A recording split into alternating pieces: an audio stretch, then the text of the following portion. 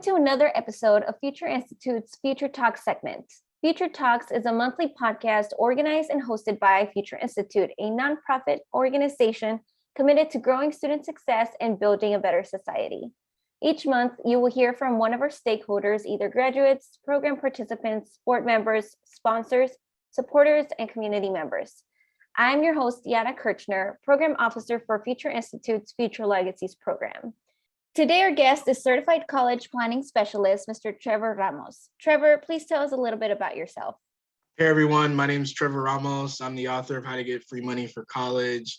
I ran a college admissions and financial aid consulting practice, helping parents with 9th, 10th, and 11th graders get scholarships and grants to expensive universities. Awesome. So can you tell us more about your job as a certified college planning specialist and how you ended up in that role? My day-to-day is talking to parents, talking to students, helping them to build the credentials so that they can qualify for a scholarship or be admitted to a highly selective school that offers a lot of funding. So my goal is to try to put both the parent and the student in a situation where they're not graduating with a lot of debt.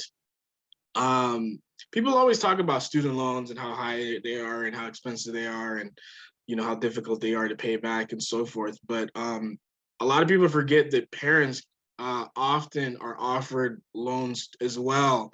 And these loans can definitely impact their retirement. I speak to both and, one family at a time to make sure that they're in a good place. So how did you end up being a college planning specialist? What got you there? Well, so in high school, I had a 2.8 GPA when I was a junior. I played football and I ran track. I thought that's how I was going to get a scholarship. Turns out that I was basically a foot too short, about 50 pounds too light to get a Division I scholarship to USC or Oklahoma. So I sat in my counselor's office and I told her what schools I wanted to go academically, but I wasn't aware that with the 2.8 GPA that my options were really limited. So the news that I got was that I was really needing to go to a community college, or if I could just pull off a miracle, get accepted to one of the state schools nearby. I just decided to try anyway, and I ended up applying to several schools. Got rejected by Georgetown, got accepted to Texas Tech, but the out-of-state tuition made it cost prohibitive. But I got accepted to Boston University, and I received $165,000 in grants to attend that school. So that's where I ended up going to. And, so that was my story, how I, got to college. And when I got there, I majored in accounting and business. And, really, when I graduated, fell in love with this kind of work. And it's been 12 years since. Wow, that's awesome. So I like that, you were obviously heavily influenced by your own experience, looking for this. So I know you talked a little bit about your college experience and navigating that. And my students specifically, I work with the high school seniors, which you presented for before. And they're also on that same transitioning between high school to college. So what was your experience in that sense, in kind of, being now away from your family and on your own?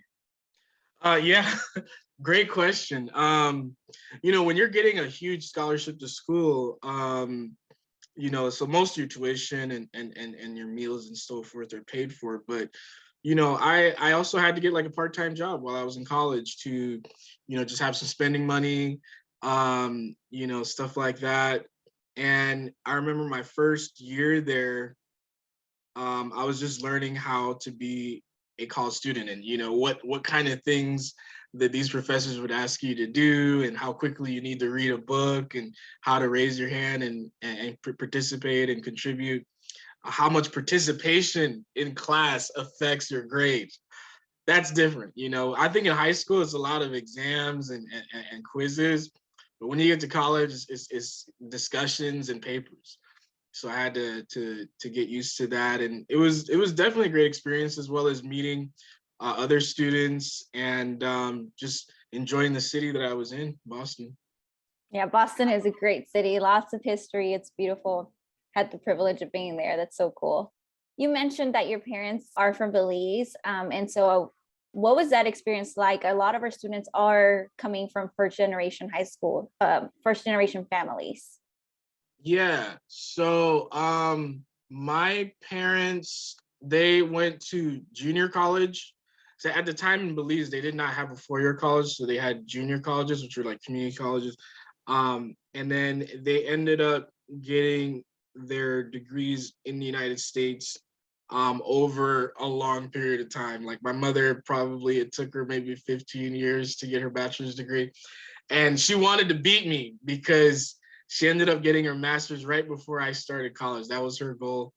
So I got to see her studying on evenings, and her style was wait till everybody goes to sleep and then get back up at like 11:30 at night, midnight, and then do her studying. So I thought that was pretty cool to see her do that. Oh, okay. So you weren't necessarily a first generation college student. Yeah, I was definitely a low income family, and I did not understand. Actually, I didn't understand how low income we really were until we filled out the FAFSA, and I talked to her. I was like, "That's how much we make?" She's like, "Yeah," and I was like, "Okay, cool." I had no idea how we made it work with that. Still don't to this day, but yeah. And then I ended up landing on a school that gave a lot of money because of our situation. That is, I can totally relate to that. I was born in Mexico and we moved over when I was like 4 years old. So, still didn't understand money or maybe the difference in money we were making in Mexico to what we were making now in the US. But I also had no idea how low income we were until I was like filling out all my college stuff. And I was like, parents, like, how did you do it? In my life, like that was norm. And I never felt I was so lucky that my parents just like pulled through and were really good at like handling their financials because I had zero idea in like how much money we were making. So that is really cool. I could totally relate to your experience on that. As I mentioned earlier to our listeners, Trevor was a host for one of our workshops for my Future Legacy student who are currently college seniors. And the purpose of our workshops is to prepare them, give them tools, resources of things that they might not necessarily have learned in high school. And so Trevor helped us out with the paying for college workshop, which we talked about, how to get money and how to not be afraid of bigger private universities and so on. So can you share a little bit about your experience hosting the workshop for seniors? Yeah, I was really impressed by how on top of how well the students were connecting to what I was saying and how often they were following me. I don't always get the privilege to speak directly to students because I often speak to parents. So when I talk about how much money college is going to cost and how the formula works to get financial aid, that's something that attracts a lot of parents' attention because they know that they're going to have to pay a significant amount of money. But it's always cool when you see a student who's taking the reins and is as interested and involved and knowing that, say, I have a younger brother, I have a younger sister, I want to make sure that I don't get into student loan debt and my family doesn't get into student loan debt, so they have enough money for the other kids. That's what I got a sense of from your community, and I felt like that was pretty cool. Yeah, definitely. And I think it's worth noting that our workshops are all optional, so we just ask the students to attend 2 throughout the year, any 2 that they want. And so we had a pretty good turnout because I said, the student chose to be in your workshop, and we had pretty good turnout overall. So I was also very happy that they were taking that initiative. Some of their parents showed up as well, so that was good for to have the parents involved because obviously, like you mentioned, this is something that's going to really affect them and their students. So what is your motivation to participate in hosting workshops like you did for us or supporting organizations like Future Institute? I just think the work you guys do is insane. I'm just glad there are people out there that can do it. So anytime I can add fuel to the fire, it's amazing. You guys have, definitely a bigger reach, especially in your community and in the Midwest, than I do. So that's cool to see, to see more success stories. That's what I'm always motivated. That's ultimately what I'm motivated by, is I want people to say, I did what you said and I applied to this school, even though I probably wasn't going to unless you said it. And they gave me 200 grand to go to their school. So that's what, I'm wanting to start to get a lot more success stories out of the talks and our conversations. So on the flip side of that, how can Future Institute better support our students? Once I started really pushing students to do things over the summer, there's summer programs that offer scholarships. There's some that are very selective that are free and things like that. Those ended up being sometimes 40 to 60% of what these kids write in their college essays. The research and the papers they wrote and the, things that they learned outside of high school during the summer. So if you guys aren't already doing that, that would be a great thing to add and have people from different organizations discuss, hey, why should you come to our summer experience, stuff like that. Yeah, we'll definitely look into that. What do you think are some challenges that our youth are going through today? Well, one of the biggest challenges obviously is having an education that is totally over Zoom. In some parts of the country, that's still the case. In some places, obviously, you can go back to in person. It's weird. Like, I have some students where they've never stepped foot inside a classroom, like physically, and they've really embraced it and learned how to find answers on their own, and kind of go down a path of figuring out how to learn more about a particular topic. And then I do see students who maybe half of their education was in person and the other half was over Zoom. And you definitely see the struggle. I can't tell you right now whether doing your education over Zoom is a bad thing or a good thing, because I've seen both situations where students are doing well with that opportunity.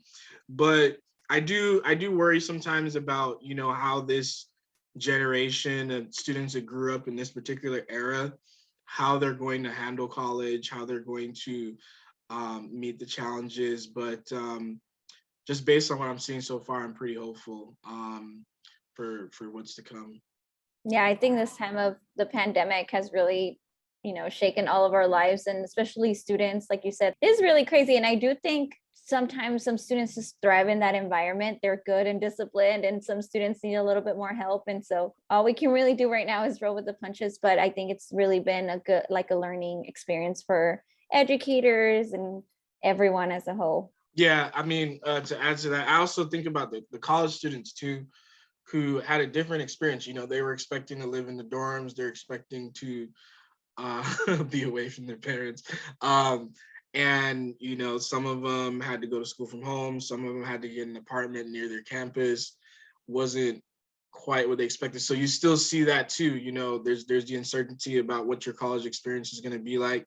And then there's the students who are about to graduate college and entering into this market, this job market, which is an interesting job market too.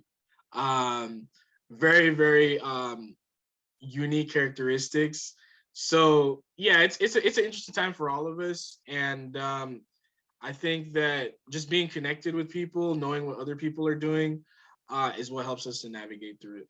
Have you had any students that have had some questioning their school options or their school choice because of how different everything was during the pandemic or is during the pandemic? Yeah, definitely. I have a student who she wanted to transfer from her current college. And then I was like, yeah, but you didn't really even get to experience what college was at that particular school. She's like, yeah, but I kind of already know that even if it was all in person, I still wouldn't like the school. I'm like, okay, all right, fair enough.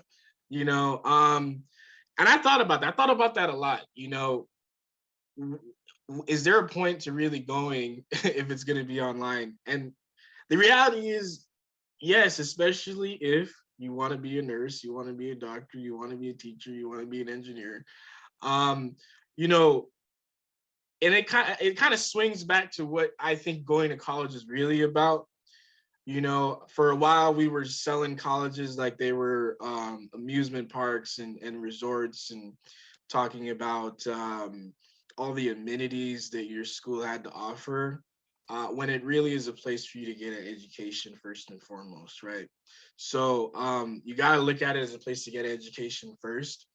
And when that's really all you're using the school for, I think it holds the school more accountable to making sure that they deliver on that, and that you don't get distracted with lazy rivers and all kinds of, cool little amenities that a school might use, brand new dorms, stuff like that.